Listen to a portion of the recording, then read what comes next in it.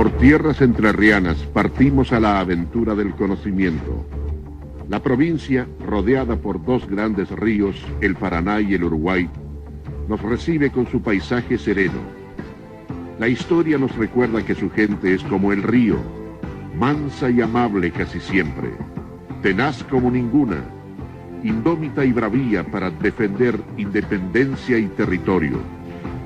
Aquí nacieron Francisco Ramírez, llamado el Supremo, Ricardo López Jordán, el último de los caudillos, Justo José de Urquiza, el vencedor de Caseros.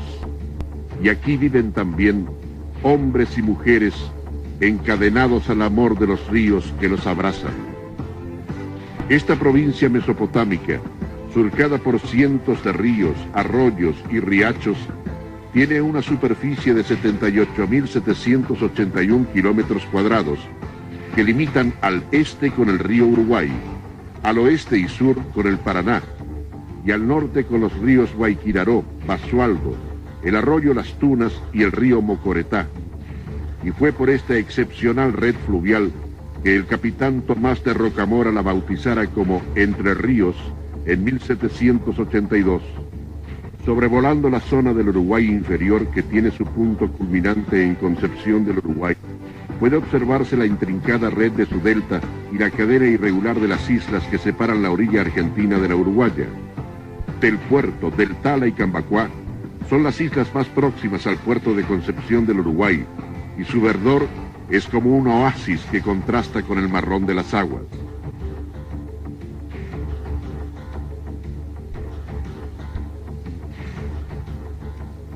Concepción del Uruguay, la que fuera 2 veces capital de la provincia, es hoy una ciudad de 64.412 habitantes que rinde culto en la memoria de sus monumentos y sus calles a las fechas y los hombres de una gesta patria que muchas veces pidió a la sangre entrerriana su aporte generoso.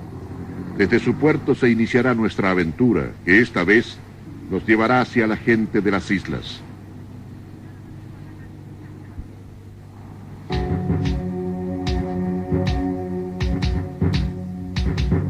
Nuestro objetivo es aportar un testimonio documental de ese mundo aparte, el mundo de los isleros, una comunidad singular cuyo destino aparece amenazado por el signo fatal de la desaparición.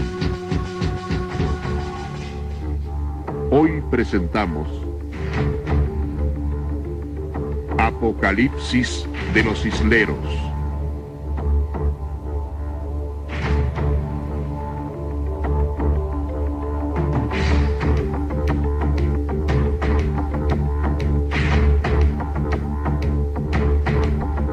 Locución: Ernesto Frit.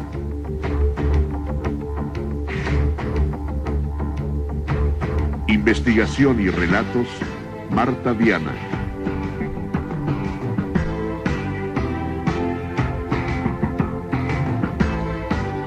Edición: Jorge Sanders.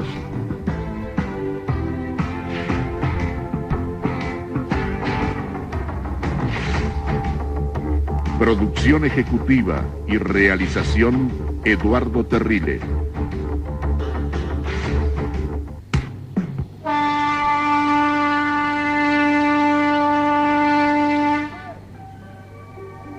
Desde Concepción del Uruguay hasta Punta Gorda se extiende la zona del Uruguay inferior, que comprende 187 kilómetros navegables para buques de ultramar, según las condiciones de la marea, que si es entrante, dura menos tiempo que la vaciante. Para todo buque argentino o extranjero, es obligatorio llevar un práctico, quienes poseen la formación adecuada para sortear las dificultades de la navegación.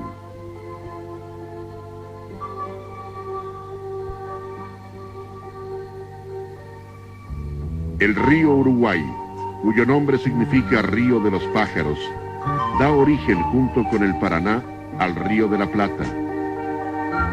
La cabecera del río Uruguay, que se encuentra en la Serra Geral, en el estado brasileño de Santa Catarina, transcurre inicialmente sobre coladas basálticas que más adelante, y en la zona del Uruguay inferior, dan lugar a un conjunto de sedimentos del Mioceno-Plioceno, integrado por arenas limosas, arcillas, conglomerados y areniscas cuarcíticas, típicas de climas cálidos y húmedos. Estas características, que se manifiestan en ambas orillas, son más notables del lado argentino. En el guardacostas Río Uruguay, al mando del capitán Alejandro Castelli, navegamos hacia la isla Juanico. La embarcación, construida en Alemania, tiene una eslora de 28 metros y su velocidad máxima continua es de 22 a 28 nudos. El 29 de marzo de 1936, una escuela flotante fue inaugurada en la isla Volantín, culminando las iniciativas del señor Pedro Guridi. La escuela, que recibió el nombre de República Argentina, dejó de funcionar en 1959. En 1977, la prefectura tomó cartas en el asunto y, con el apoyo de la población, la nueva escuela número 84, República Argentina, pudo inaugurarse en marzo de 1978, en un predio de la isla Juanico, cedido por el señor Américo Guridi. El problema del traslado hasta la escuela fue resuelto por una colecta que adquirió la lancha Ilusión Isleña, nombre perfecto para una obra que tanto se hizo esperar.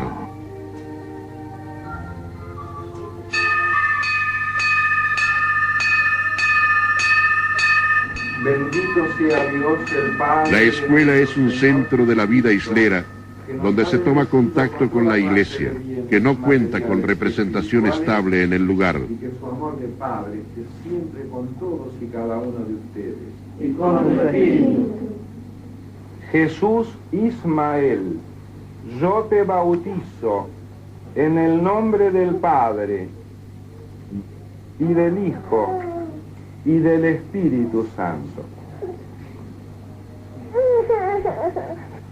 El médico de prefectura, que los visita 2 veces por año, controla el estado sanitario de los pobladores. Al mal de Chagas, endémico en los adultos, se suman otras enfermedades que los isleros atienden con tratamientos caseros y los recursos de la flora local que conocen a fondo.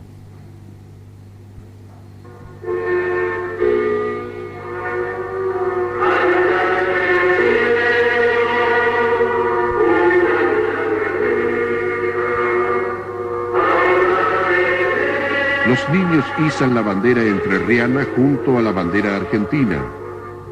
A ellos, que son el futuro, les toca vivir este momento difícil en que la comunidad parece perderse sin remedio. Cuando pensamos que durante más de 100 años, alemanes del Volga, isleros, rusos del Cáucaso, isleros, otros grupos que vinieron y se acriollaron en la región, nuestros criollos, isleros, conviviendo por más de 100 años, creando una cultura de cazadores, de pescadores, de recolectores de miel y de los vastísimos recursos renovables que brinda el río Uruguay. En nuestro mundo tecnológico de grandes cambios hacia una globalización técnica y cultural, el actual sistema de subsistencia de estos isleros está en peligro. Ahí trabajan isleros, criollos y gringos, hermanos en la patria del corazón. El ámbito donde las familias isleñas se han establecido tiene la bendición de una libertad casi inimaginable para el hombre de la ciudad y el contacto directo con una naturaleza que conocen perfectamente. Pero esta forma de vida implica a su vez la indefensión casi total frente a los problemas derivados del aislamiento y la falta de recursos que resulten genuinos para abordar el intercambio económico con el mundo exterior. ¿Desaparecerán los isleros por falta de un espacio social que los integre sin perder su vida cara al cielo?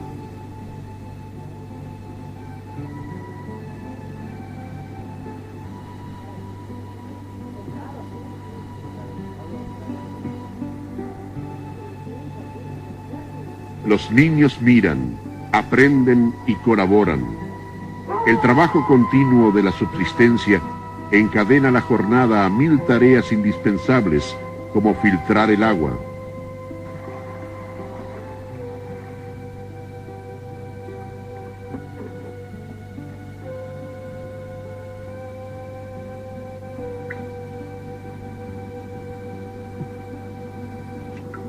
Miembros del Instituto de Antropología Juan Bautista Ambrosetti, perteneciente a la Universidad de Concepción del Uruguay, comprobaron en el ámbito de los isleros un andamiaje de normas propias características de los grupos humanos aislados.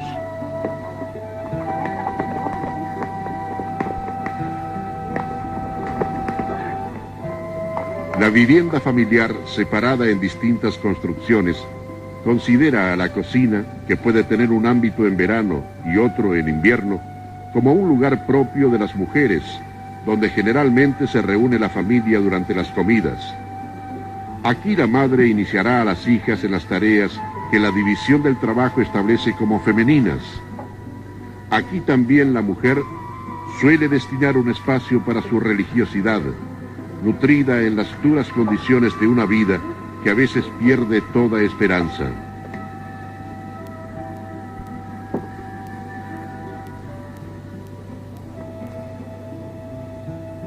Testigo del ruego materno, la niña que algún día formará su propia familia, espera y sueña.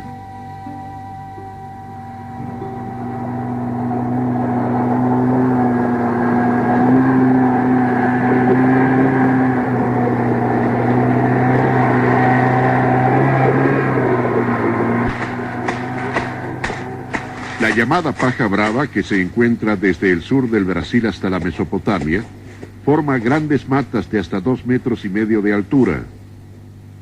Por su gran resistencia, los isleros la utilizan en la construcción de viviendas, como revestimiento del techo sobre tirantes de laurel y cañas, y para los llamados benditos, refugio precario que generalmente se utiliza para guarecerse durante las salidas de pesca y caza muy prolongadas. También se la utiliza para fabricar zarzos, base provisoria sobre la que se instala la familia en caso de inundaciones, donde esperan que el agua baje o la llegada de auxilio.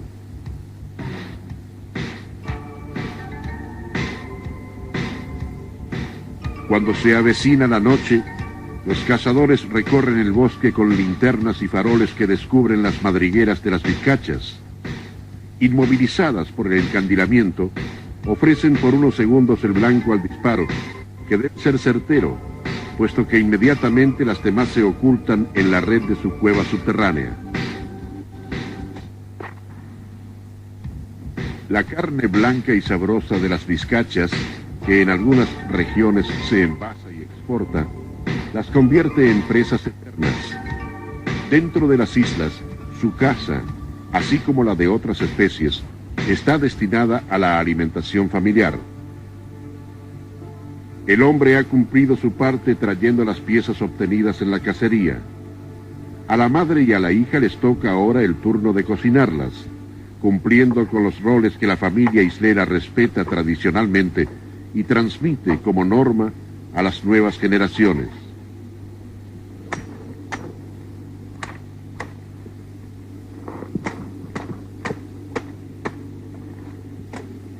Las actividades de recolección, caza, pesca o trabajos agrícolas mantienen al islero en contacto con la naturaleza, y cada uno de esos trabajos, cuyas técnicas se transmiten de padres a hijos, implica un aprendizaje práctico que los niños absorben naturalmente y ensayan desde muy pequeños.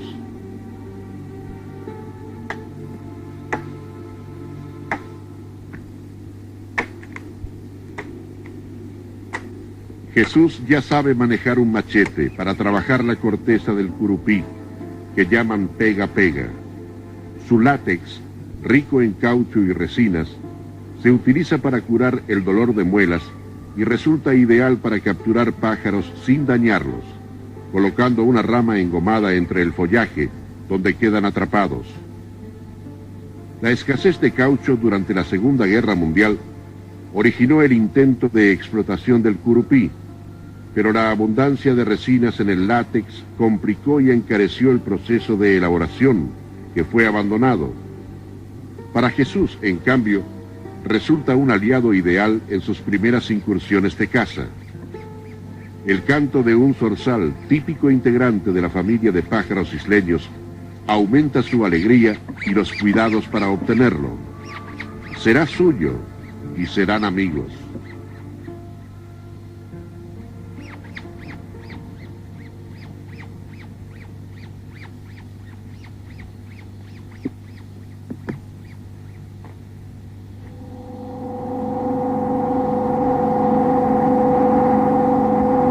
El pabellón argentino acompaña el infatigable trabajo de la prefectura. Su ayuda constante y experimentada es una de las claves en la supervivencia de los isleros, continuamente amenazada por las fluctuaciones del río, cuyas crecientes son imprevistas desde que funciona la presa de Salto Grande.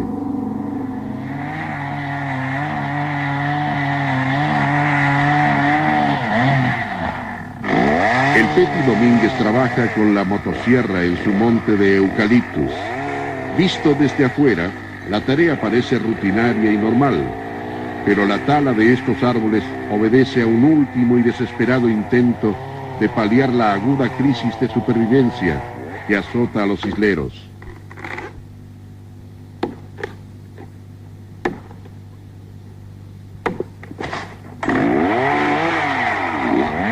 La familia Domínguez tuvo siempre este monte de eucaliptus, y si su vida no hubiera entrado en el derrumbe general que afecta a esta comunidad, posiblemente nunca hubieran pensado en talarlos.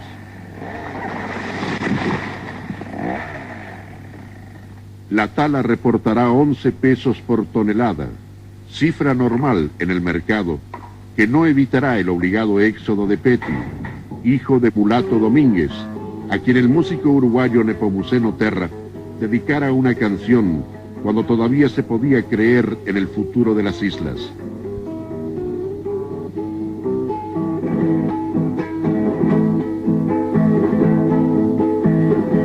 Aunque en el mapa no se encuentre establecido, hay un lugar que es muy difícil ignorar. Rodeado de agua y por los montes protegidos, se encuentra el rancho de este amigo singular. Hombre curtido, corazón de criollo islero, llena la zona su prestancia original. Criador de vacas, pescador y muy bichero, y comerciante de fama internacional. Así es, mulato, como todos le decimos, es el paisaje que reclama esta canción.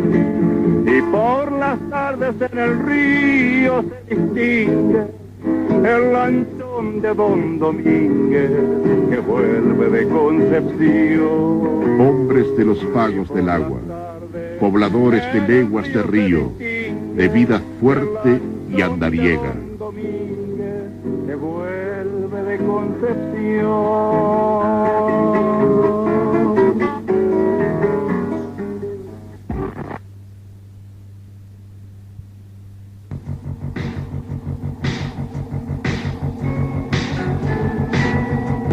Las crecidas, mareas, corrientes y vientos modifican el estado de los ríos y son factores interrelacionados que exigen gran conocimiento a prácticos y capitanes. Los isleros tenían también un conocimiento empírico relacionado con signos naturales que reconocían, pero ahora no les sirve porque la presa de Salto Grande ha cambiado las condiciones del río. La mateada calma el frío y acompaña los planes y puesta a punto del equipo que ahora navega con el guardacostas 61. El día es bueno, aunque en esta época predominan los vientos del sur y sudeste, que originan violentos temporales acompañados de lluvias que aumentan sensiblemente el nivel del río.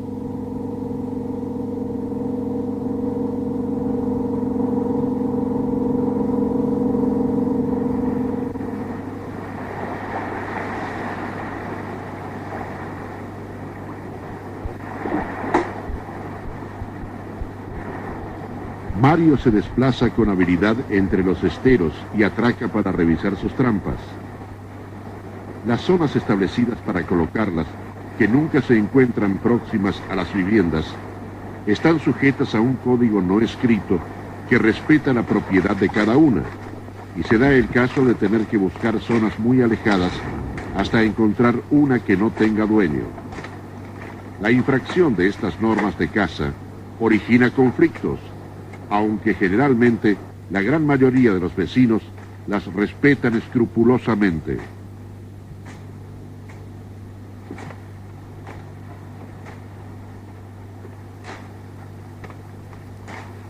Una comadreja overa, especie depredadora del orden de los marsupiales, considerada muy dañina, será una de las presas obtenidas hoy por Mario, quien seguramente aprovechará la piel. Su mayor interés, sin embargo, reside en lograr nutrias, cuya carne se consume y el cuero se vende o se cambia por mercaderías en los boliches de los acopiadores.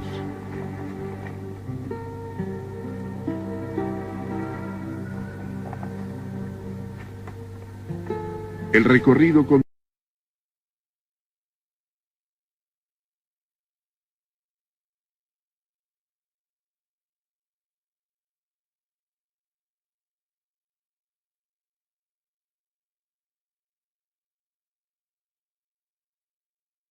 antropológico del Bajo Uruguay, que registró datos históricos, étnicos, socioproductivos y ecológicos, analizó 25 grupos familiares compuestos por 51 mujeres y 61 varones con vivienda estable en las islas.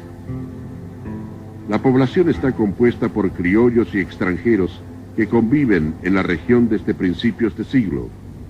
Alemanes del Volga, rusos e italianos llegaron en su mayoría desde el Uruguay, uno de los últimos puntos de su migración iniciada en Europa. Claudio Quintana pertenece al grupo criollo, que se caracteriza por actividades centradas en la caza, recolección y trabajo asalariado cuidando ganado. Una prole numerosa que brinda nuevos brazos para este tipo de trabajo es otra de las conductas típicas de los criollos, que presentan en general menor nivel económico.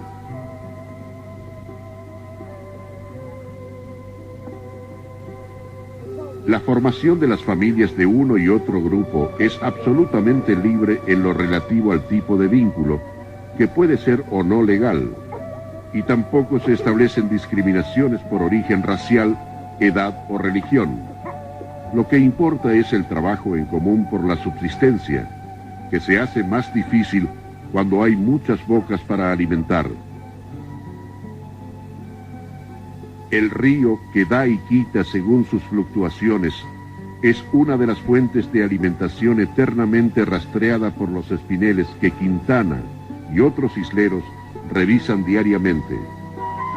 Los niños, mientras tanto, forjan lentamente su aprendizaje del medio y de las técnicas de caza, que a veces no tiene el propósito de consumo, sino de captura y domesticación.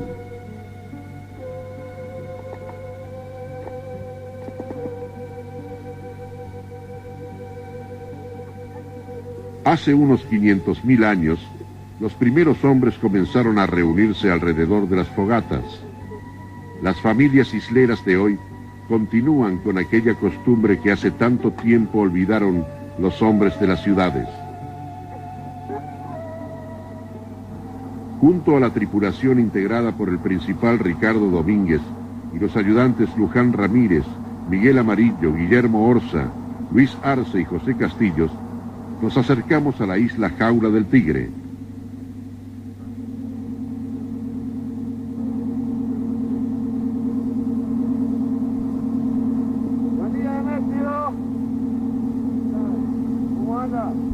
Demetrio Ocherengo llegó aquí en 1975 después de vivir en la isla Juanicó.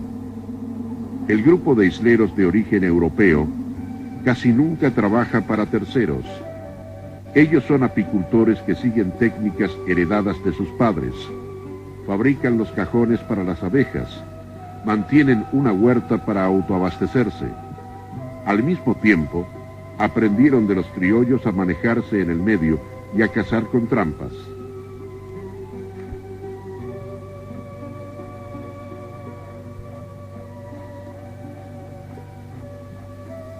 Con el ahumador ya listo, Demetrio, islero de toda la vida, se prepara para trabajar con sus abejas. Las colmenas utilizadas por los apicultores isleros generalmente tienen una medida más pequeña que las estándar. Son del tipo desmontable y con cuadros provistos de una hoja de cera gofrada que lleva estampado el fondo de las celdillas que las abejas se encargan de completar. Cada cajón contiene 11 cuadros y de cada uno de ellos se obtiene alrededor de 1 litro de miel, colocándolos en el extractor.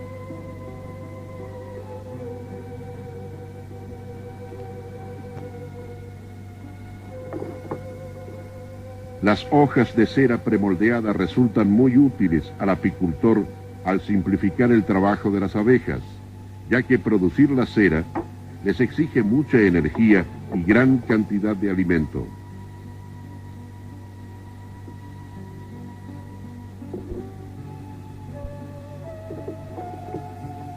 La fabricación de cajones para las abejas ha originado una nueva actividad que ha cubierto el espacio antes ocupado por el carbón vegetal y la explotación de madera.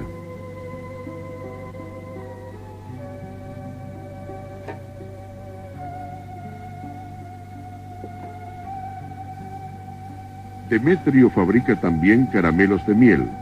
Con 3 cucharadas de azúcar, 1 de miel y algunas gotas de vinagre, obtiene alrededor de 20 caramelos.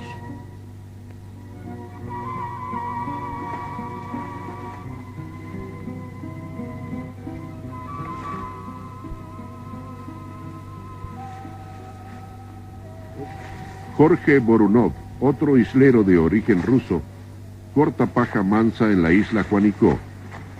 Los isleros que han aprendido a sacar provecho de la flora local utilizan la paja mansa en sus artesanías domésticas, mojando previamente las hojas para que se vuelvan más moldeables.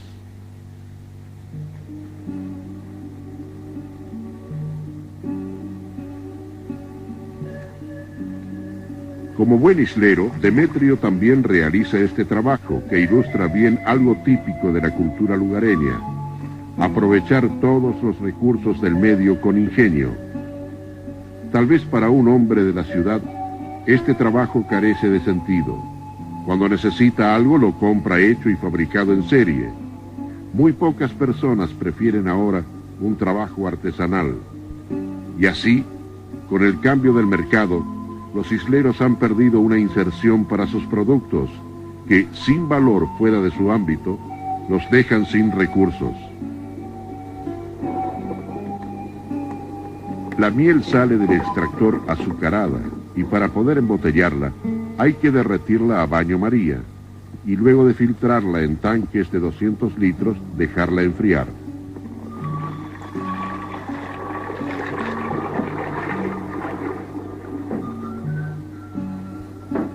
Resultado de una colaboración perfecta, la producción que comenzaron las abejas termina con el trabajo del hombre que sabe relacionarse con la naturaleza. El huerto de los Borunov conserva algunos naranjales que antes eran sembrados en las islas. José María Díaz recuerda que se los cuidaba hasta que las crecientes, la sequía o la langosta tendían su muerte sobre la tierra. Ahora ya casi han desaparecido o acompañan con su color a las plantas de los jardines, orgullo de las mujeres isleras. Las tareas de la miel continúan. Hay que fabricar cajones y hay que envasar la miel ya enfriada para su venta. En el recinto destinado a este trabajo, Jorge Vorunov maniobra con mano experta la espita que libera una dulzura ambarina.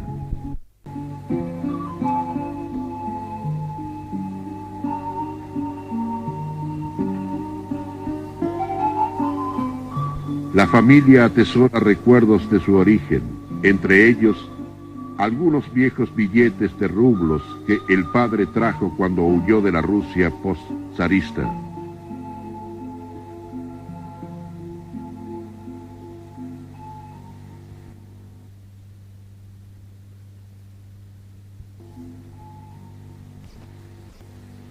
El valor de lo propio en el marco de las culturas que conforman la provincia de Entre Ríos. Una de sus biografías culturales, la islera. En la isla del Tigre, en la isla Cambacuá, del Puerto, Paso Montaña, Boca Chica, y en los dos núcleos más densamente poblados, Isla Rica e Isla Juanicó. Allí realizamos un relevamiento antropológico de la gente de la isla. Un grupo de familias que viven el río Uruguay desde una perspectiva de cultura tradicional. Están sufriendo el proceso de migración hacia los puertos y hacia las ciudades del país. Mis amigos les presento a quien me ayudó a llegar a esta linda chamarrita que me trajo a este lugar. Juguetona y andariega, nunca se cansa de andar. Todo lo que antes significó trabajo para los isleros se ha perdido o no tiene más valor en el mercado. Ahora las chatas abandonadas se destruyen en las orillas, a donde llegaban para buscar arena y ripio. El río ya no las lleva a ninguna parte y los hombres que las cargaban se han ido. A los pagos entrerrianos, donde canta el litoral. A los pagos entrerrianos, donde canta el litoral.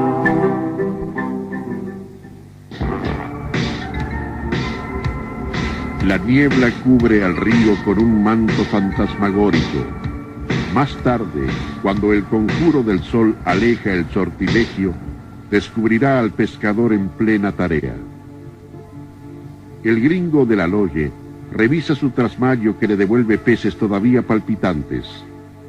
Pescador y vecino de los isleros, tiene como ellos en la pesca un magro recurso para la subsistencia. Cuando llega Semana Santa, se puede ganar algo llegando hasta Puerto Campichuelo, Colonia Elía o Concepción del Uruguay. Si cruzan a la otra orilla, podrán vender en Colonia Rusa o Nueva Berlín, pero cualquiera sea el destino, la ganancia será de 1,50 pesos por kilogramo. Dice que antes la pesca sobraba y uno podía vender con buen resultado. Ahora muchos prefieren emigrar. El gringo, como otros, es hombre del río y no quiere abandonar. Tal vez sea uno de los últimos pescadores artesanales que alcanzamos a registrar.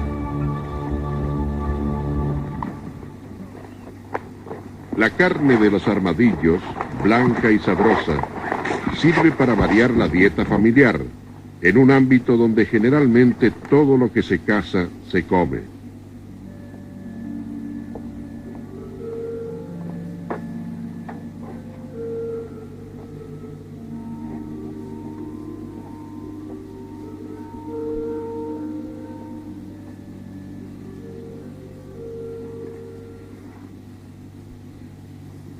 Como la mayoría de las actividades isleras, el cuá o vino de miel se elabora al aire libre. José Antonio Montañés mezcla miel con agua y la calienta a fuego lento.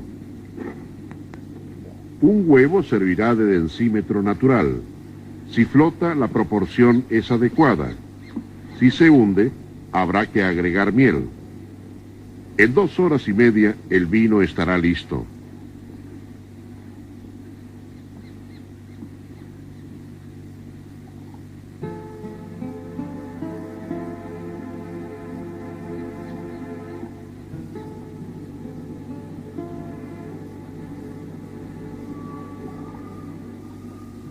El carpincho es el roedor más grande de Sudamérica, que por la caza indiscriminada se encuentra casi extinguido.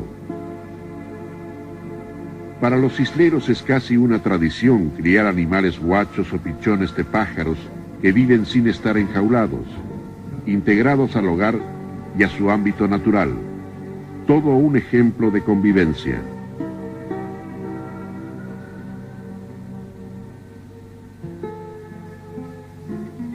Si se madrugaba para trabajar a lo largo del día y hacer un alto a la sombra de las arboledas, si al corazón inacabable se recurría en las crecientes y era un velar todo el año por las cosas del alma, merecía el cuerpo una fiesta de vez en cuando.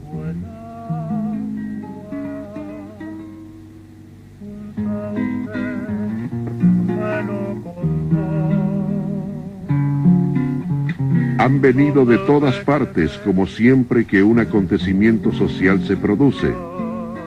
La cadena solidaria que los mantiene unidos funciona para los problemas y para los festejos. Esta pausa en las obligaciones y el trabajo los aglutina en su diversidad. En esencia son y se reconocen como isleros.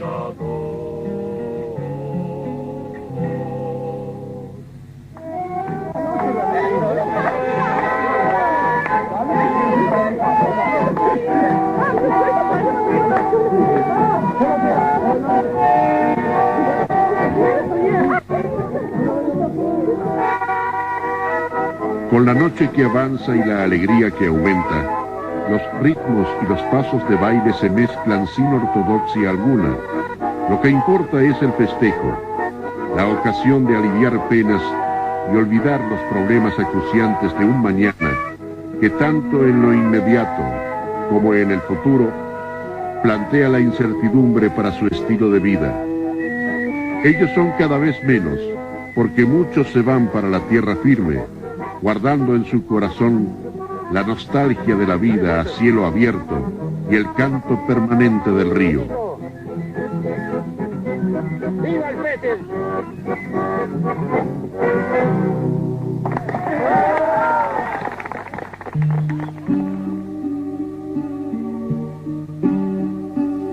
Entre el riacho Itapé y el maravilloso río Uruguay, se levanta junto a doradas arenas y a la sombra de centenarios laureles, sauces y moreras, Yeíporá, mi taller de pintor.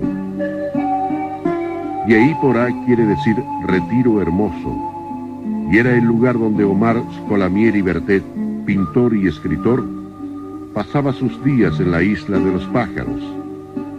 Ahora Yeíporá está casi siempre bajo el agua, que sin control alguno la presa libera provocando inundaciones que hacen imposible la vida de los isleros. Su profundo amor por la tierra entrerriana que lo vio nacer junto al arroyo Urquiza del departamento Colón ha inspirado sus cuadros que integran colecciones particulares y pinacotecas nacionales y extranjeras, haciendo trascender el encanto del paisaje islero muy lejos de sus fronteras. Hasta esa tierra llegamos para documentar y brindar un testimonio sobre la vida de los isleros, antes que su rastro se pierda para siempre. Una vida libre y distinta que José María Díaz rescató en su libro Patria de la Miel, del que hemos reproducido algunos pasajes. Los testimonios quedan. La forma de vida de los isleros tal vez desaparezca.